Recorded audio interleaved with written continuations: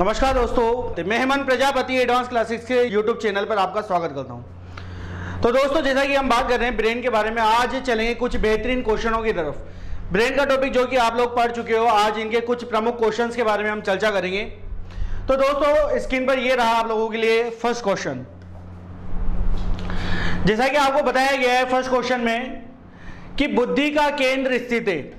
तो मैंने आपको बताया था कि हमारे जो ब्रेन है इसके कई सारे पार्ट है, इसमें से आपसे जानना चाहता है कि बुद्धि का जो केंद्र स्थित है वो कहां पर स्थित है।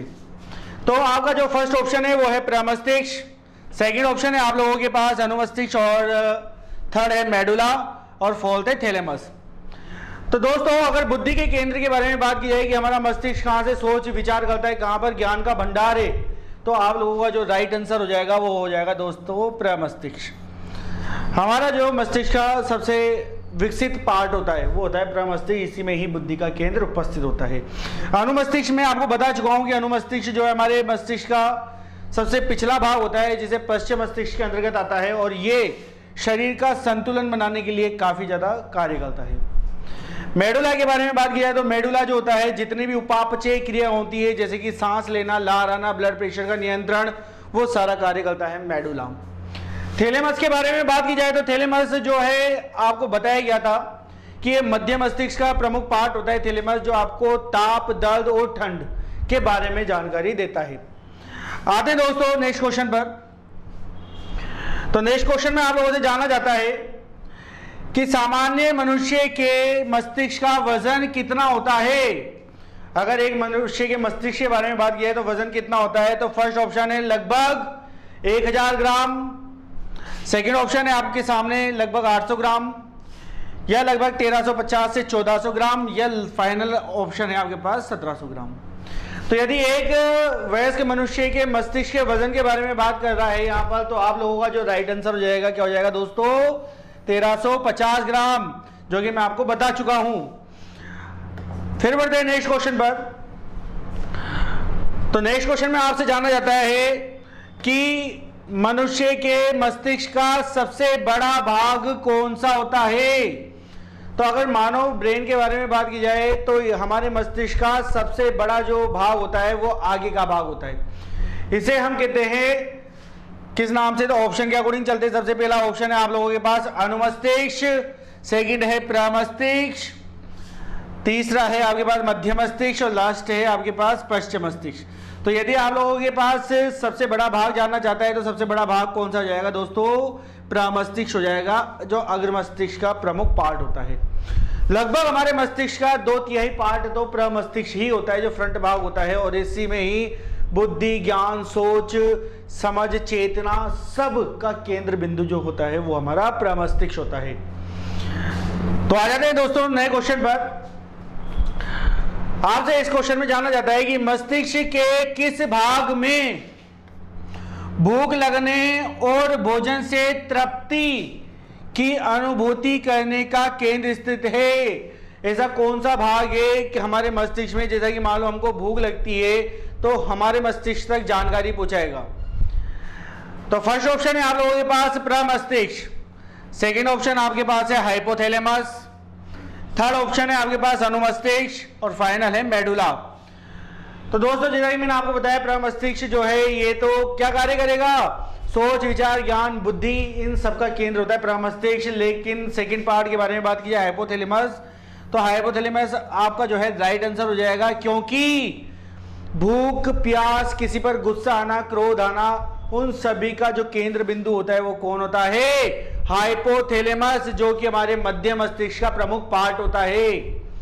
तो आपका जो राइट आंसर है वो है हाइपोथैलेमस।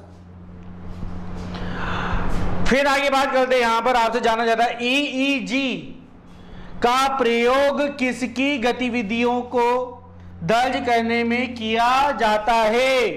तो दोस्तों, मैं आपको बता चुका हूं कि ईईजी इसका संबंध हमारे मस्तिष्क से है, हमारे मस्तिष्क की गतिविधियों को दर्ज करने के लिए कार्य करता है। तो आप लोगों का जो राइट आंसर हो जाएगा वो क्या हो जाएगा दोस्तों, हमारा मस्तिष्क। ये मस्तिष्क की गतिविधियों को क्या करता है, दर्ज करता है। जैसा कि इमेज में भी यदि हम देखें तो इमेज के माध्यम से इस प्रकार से ईसीजी जो है हमारे सामने प्रेजेंट होता है।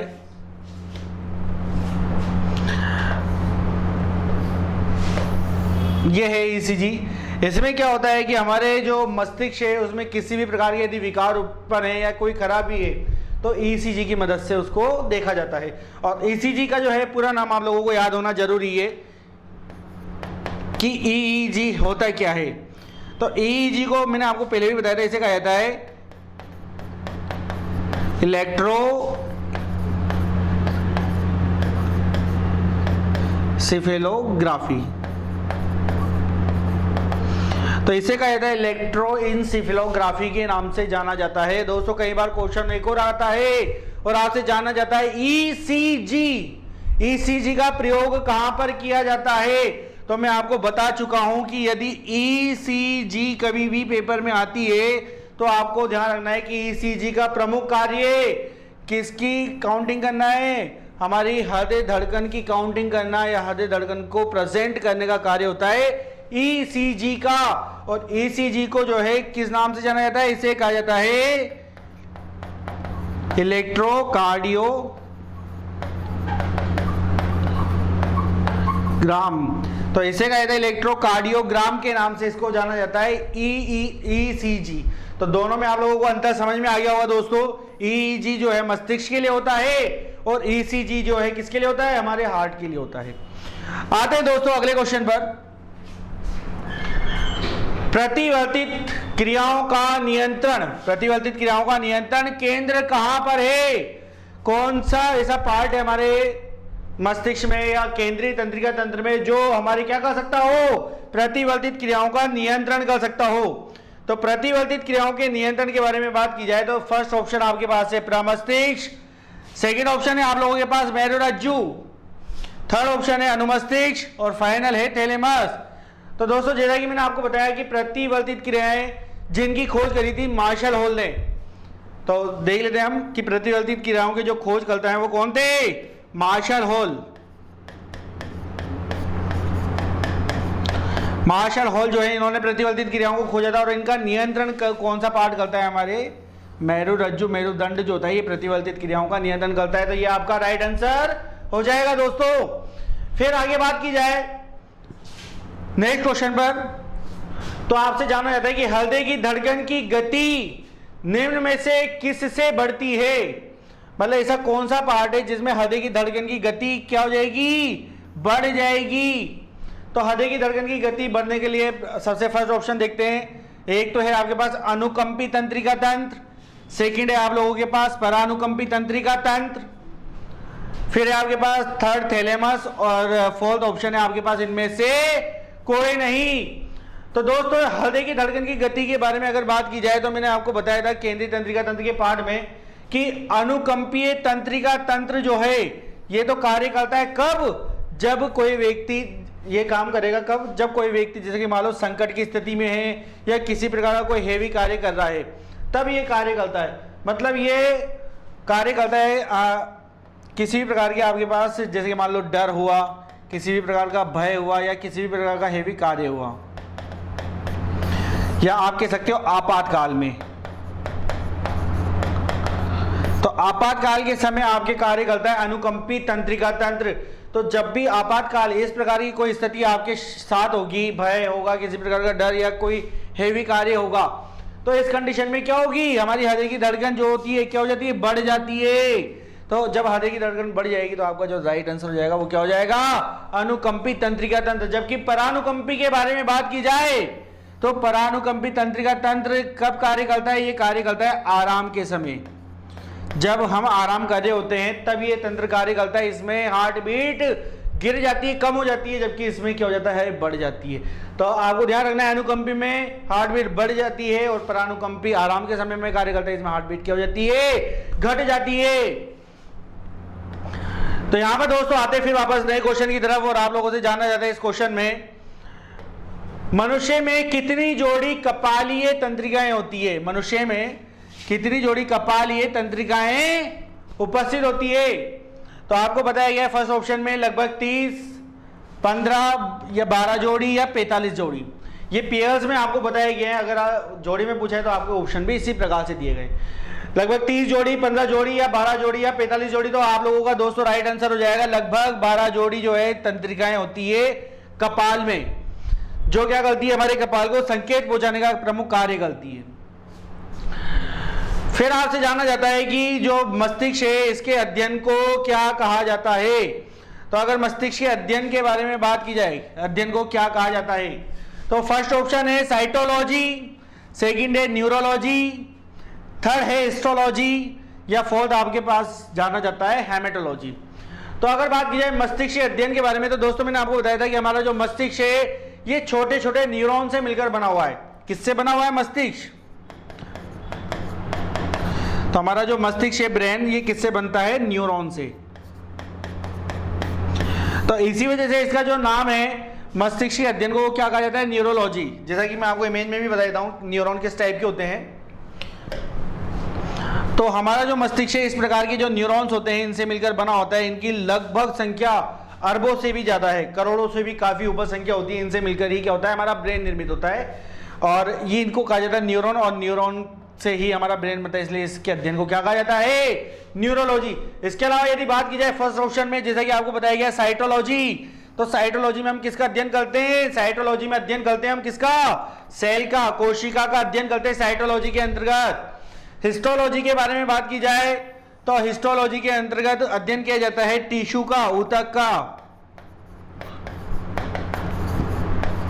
टिश्यूज या ऊतक का अध्ययन किया जाता है। और यहां पर आपको ध्यान रखना है कोशिका का अध्ययन, सेल जो है कोशिका का अध्ययन किया जाता है। फाइनल आपके पास है हेमेटोलॉजी। हेमेटोलॉजी के अंतर्गत अध्ययन किया जाता है हमेशा रक्त का, ब्लड का।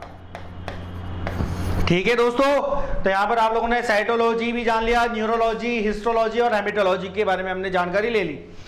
बढ़ते आगे के क्वेश्चन पर। तो आपसे जाना जाता है कि मानव मस्तिष्क हड्डियों से बने जिस ढांचे में सुरक्षित रहता है, मानव मस्तिष्क हड्डियों से बने जिस ढांचे में सुरक्षित रहता है उसे क्या कहा जाता है? तो हमारा जो मस्तिष्क है हड्डियों के जिस ढांचे में सुरक्षित है उसे क्या कहा जाता है? तो यहां पर फर्स्ट ऑप्शन है मेडुला ऑब्लांगेटा कहा जाएगा, या कहा जाएगा प्रमस्तिष्क, या कहा जाएगा क्रेनियम, या कहा जाएगा अनुमस्तिष्क। तो दोस्तों जैसा कि बात की जाए कि मस्तिष्क को सुरक्षित कौन रखेगा, तो मैंने आपको बताया है स्केलेटन के अंदर कि मस्तिष्क को सुरक्षित रखने का कार्य होता है हमारे बोन्स का, हमारी हड्डियों का।